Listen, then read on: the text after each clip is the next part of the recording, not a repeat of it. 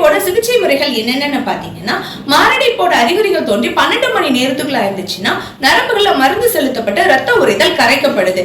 ஒருவேளை அறிகுறிகள் தோன்றி 12 மணி நேரத்துக்கு மேல ஆயிருந்துச்சுன்னா ஆஞ்சியோபிளாஸ்டின்னு சொல்லப்படுகிற அறுவை சிகிச்சை மூலமாக தமனிகள்ல ஏற்பட்ட ரத்த உறவை நீக்கி தமனிகளை ஸ்டென்ட் மூலமா திறந்து விடப்படுகிறது.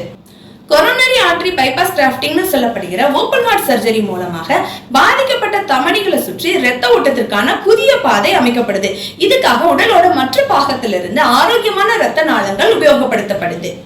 சரி, இந்த மாரடைப்புக்கு அப்புறமா நம்முடைய வாழ்க்கை முறை எப்படி இருக்கும், நம்ம சாதாரண வாழ்க்கை வாழலாமா அப்படின்னு கேட்டீங்கன்னா, ஆண்டுதோறும் 100,000 பேரு மாரடைப்பால பாதிக்கப்பட்டு சிகிச்சை எடுத்து தங்களோட சாதாரண வாழ்க்கைய வாழ்றாங்க. இதுக்கு நம்ம என்ன செய்யணும்னு பாத்தீங்கன்னா, மாரடைப்புக்கு பின்பும் மருத்துவர் தருகிற மருத்துவ ஆலோசனைகளை தொடர்ச்சியா ஒழுங்கா கடைபிடிப்பதன் மூலமாகவும் நம்முடைய வாழ்க்கை முறை மாற்றங்கள் மூலமாகவும் நம்மளுடைய சாதாரண வாழ்க்கையை நம்ம திரும்ப பெற முடியும்.